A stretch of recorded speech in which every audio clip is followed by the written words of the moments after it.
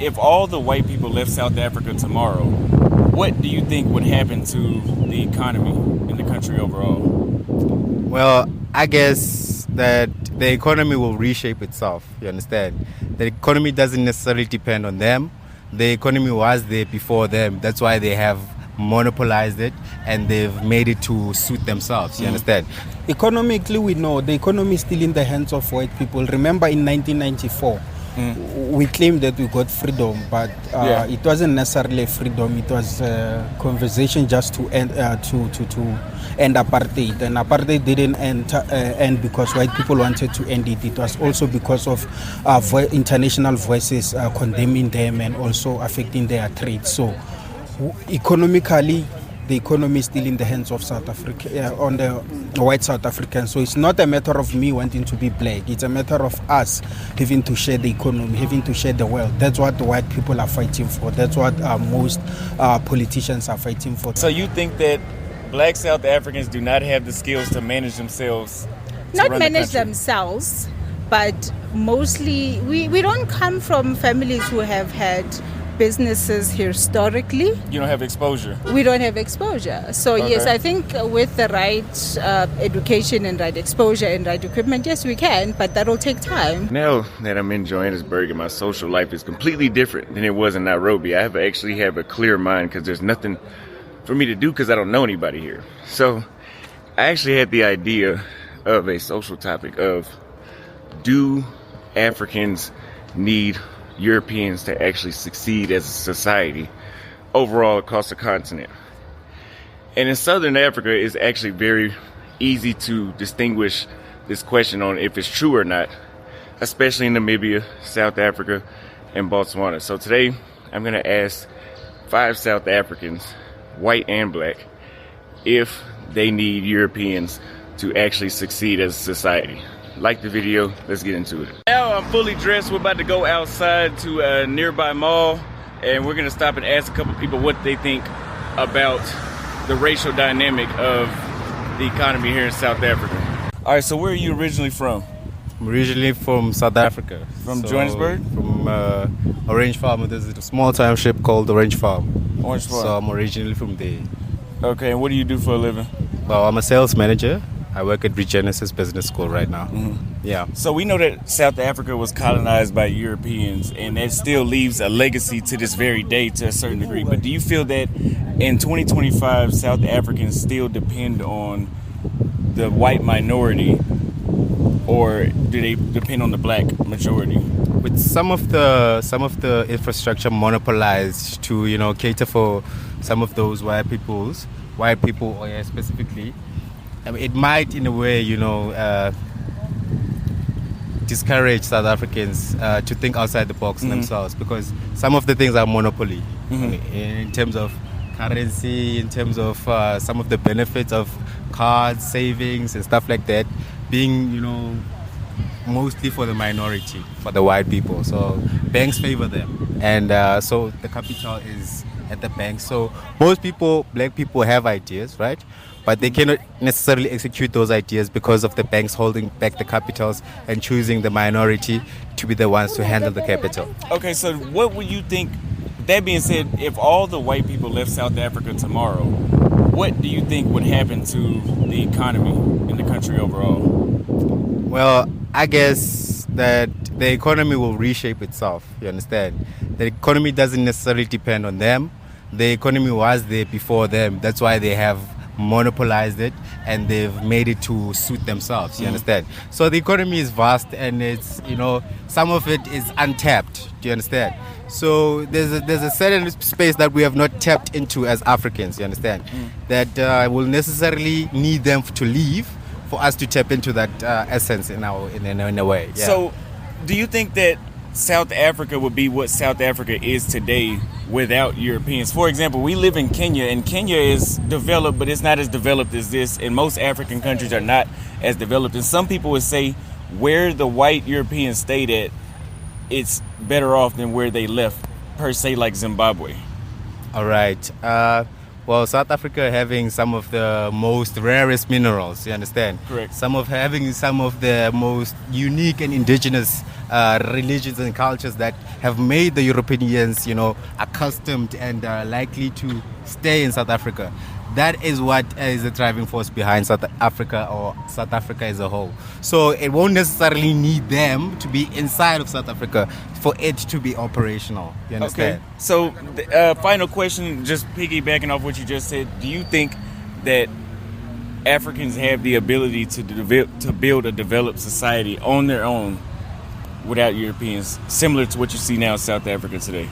Okay, similar to what I'm seeing, I would describe Africa or South Africa as Wakanda.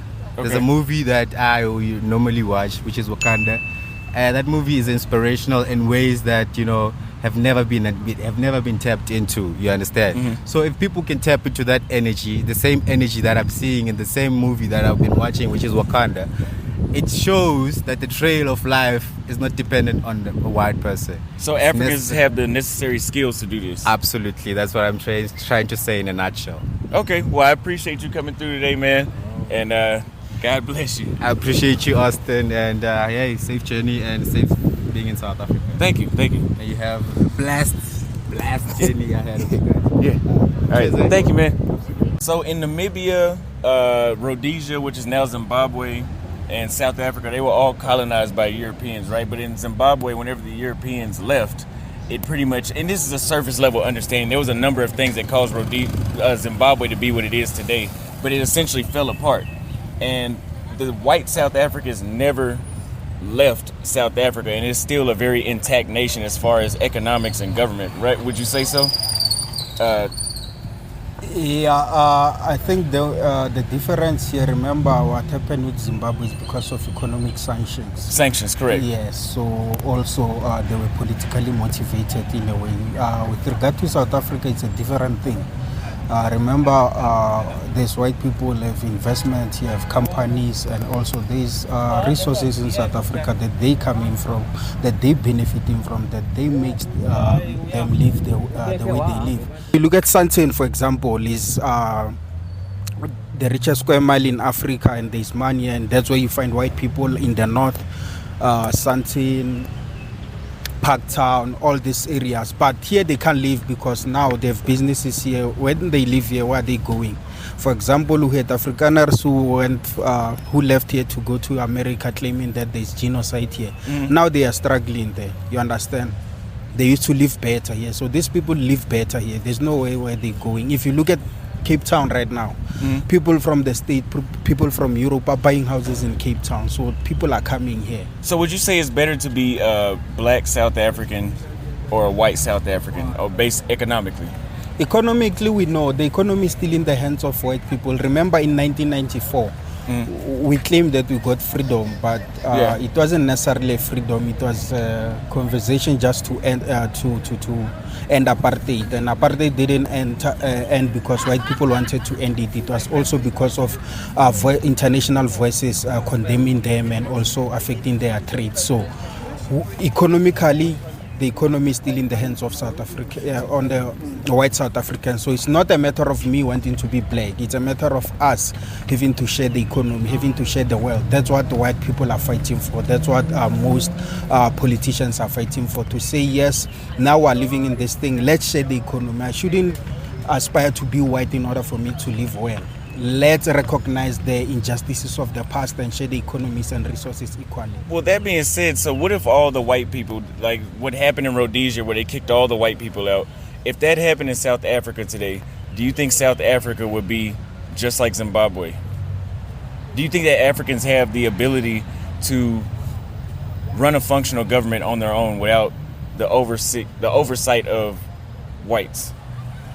Yes, South Africans do have, black people in general, they do have the capacity to govern themselves. Remember, even back then, before the colonial eras, we used to govern ourselves. We used to have kingships and kings and queens who used to govern us. We used to govern ourselves very well, and that's why back then there was no issue of unemployment, there was no issue of poverty and such, because black people were governing themselves. The only difference now is just that in 1994 or post-94, we only got white people in positions of power, but they are not necessarily there, or they don't like execute those responsibilities fully. They are still minority governed, or they are still micromanaged. You understand? You are a minister, but you don't take full responsibility or take full actions as a minister. There is someone micromanaging you. But if those people were to live, remember, they're not living with our gold, they're not living with our diamond, they're not living with our natural resources. So what makes South Africa one of the most gifted countries is that it has resources. So when you live, you're not living the resources. And when they live, where are they going? Where are they going to invest? You understand what I'm trying to say? And South Africa is one of the best investable countries because of their policies. In Botswana, our nearest country, when you invest there, the government of Botswana has a certain share or percentage in what you invest in. If you go to China, that's what they are doing. That's why some of the businesses are still reserved for Chinese people. So in South Africa, it don't be different. It's just that South Africa now is highly political. Every move you do, it must be politically motivated. But I do believe that we can govern ourselves. So, what if what if one way that black South Africans wanted to take back control of the economy, and they decide to all do a strike nationwide? All black South Africans decided to stop working. What do you think would happen to South Africa? Yes, eventually, if white people don't come to a realization that we need to share the means of production and the resources, there will be a led revolution. Remember, for example, in Sandton here, there's Sandton, there's Alexander. You know, there are people who come here during the day, they work here, né? But at night they go back to Alexander. So those people, they live two lives. You come here, you see all these flashy lights, all these cars and peacefulness. When you go back to Alex, that's the condition. I don't know if you know Alexander, but if you look at the conditions of people in Alexander, there will be a time where they have nothing, they have no place to live in because it's congested. They have nothing to eat. The nearest thing to do is to come to Sandton, you understand? So if white people don't realize the importance of sharing the means of production and the resources, there will be a led revolution in South Africa. You understand what I'm trying to say? It happened in 1967 where young people went on a strike to say enough with this media of instruction. So, like I said before, it's important for white people to genuinely recognize that we need to share the resources and the means of production so that everyone can live free. South Africa is a beautiful country, my man. It's weather, it's nature, everything. You understand? So no one wants to leave this place. Even people who have traveled the world to live in South Africa, they'll tell you that South Africa is the beautiful country. You understand what I'm trying to say? So we just need to get our government in order. We just need to get our white people to unite with black people so that we realize to say that, okay, let's share so that there's peace. But without that, there'll never be peace in South Africa. The only way to have peace is only if we share the resources and the means of production. Because remember, even the land in South Africa, majority of the land, over 80% of the land in South Africa, it's owned by the minority, which is white people. And I heard some white people during an interview one time that they said that if the black South Africans took back that 80% of the land that they own, they wouldn't have the skills or they wouldn't have the means to actually run the business efficiently to feed the country. Like I said before, my man, black people used to govern themselves. We used to survive on agriculture. You understand what I'm trying to say? Back where I'm from, in the villages, we used to survive on agriculture. You understand what I'm trying to say? So the land, it's in our nature. The land, it's our identity. There's no way we don't know how to run the land. These people are in this position because remember why. In South Africa, the only problem is such that if you are white and black, when you are born, you are not born on the same ground. You are born in a family that is well off. You are born, your future is guaranteed. With me, it's uncertain because now I have to fend for myself. Even if after matric you get a job or after your university, if you get a job, that's your salary. If I get my job in South Africa, they call it the black tax because there are more 5 people that I have to take care of. So those are some of the things that takes us back. It's not like we're unable to manage or govern ourselves or to do things for ourselves. You understand what I'm trying to say? Look at the millionaires, black millionaires from 1994. You understand? They've managed to conquer. So it's just a matter of creating more opportunities, especially entrepreneurship. I still don't understand why our education system don't have agriculture and entrepreneur, you understand, as a subject, so that we also, the problem with our education system is such that it produces employees, not employers. So if we refine our education system like in China, they produce employers. Someone in China, when they finish their high school, they are able to open their own company and fix cars and fix phones. And you understand what I'm trying to say? That's the nature. In Zimbabwe, those people, when they come here, they are highly skilled.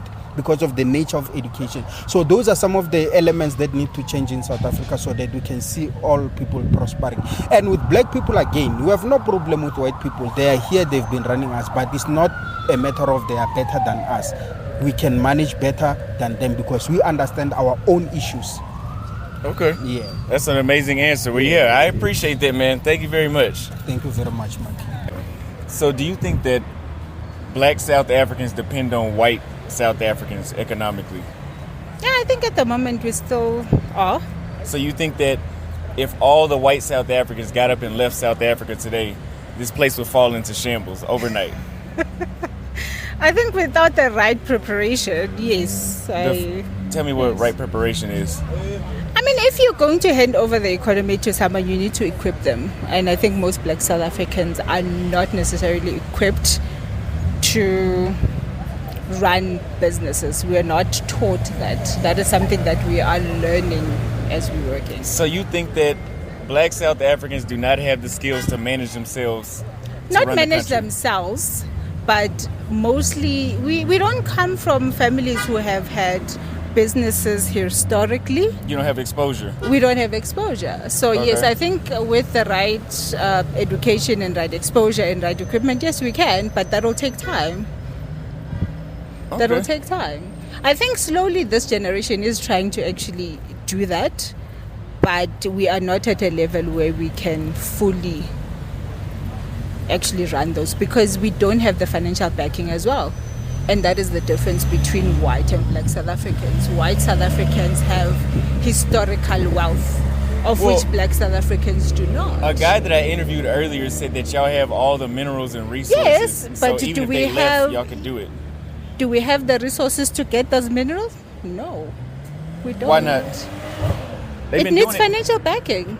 It needs financial backing. I don't know, but they were digging for gold thousands of years ago. So I mean, Who was it can digging still for be gold? done. No, but who was digging for gold? Who was digging for the diamonds? Do you before know the that white folks got here. But do you know that De Beers is actually owned by white people and not black people? Although Well, no, there's but the the white folks minerals were here are thousands in of years Africa. ago. But did we? Yeah, y'all had gold. Y'all had access to gold But did before we that. harvest it at this level? No, not at the level whereby it could be exported. No, we couldn't. So you advise that? Why are you looking at my hair like that? I'm looking at you. She's looking at my hair. Yeah. All right. So do you advise that black South Africans should be in the mentality that they need white South Africans to stay here? No, I'm not advising that. I am saying that black South Africans should be in a position to equip themselves, to educate themselves, to be in a position to run and build those. How do they do that? We are trying to do that. My generation is actually trying to do that. It takes time, but we are. How's it going? It's going well. Okay. I mean, I work for a company that has a lot of black managers. So slowly, surely, it's coming. You guys, so that's the end of our street interview. I tried to get a good amount of diversity. I got women and men. I wanted to do 2 white South Africans, but of course it is a sensitive topic for them. Well, it's a sensitive topic for both sides, but they're on the side that is kind of like, you know, the not the perpetrator side. Let's just say that. So of course most of them are not going to be like, oh yeah, put me on camera, because unless if they're just really down for that topic like that, it's going to be too much backlash that they don't want to have interest in. So let me know what you guys think in the comments. I don't personally have an opinion on the subject. I just want to figure out what the South Africans thought. But if you have a comment and you have a different topic you want me to talk about, make sure you leave it in the comment section. And as always, subscribe and like. I'm your only friend, Austin Holleman. I'll see you guys next time.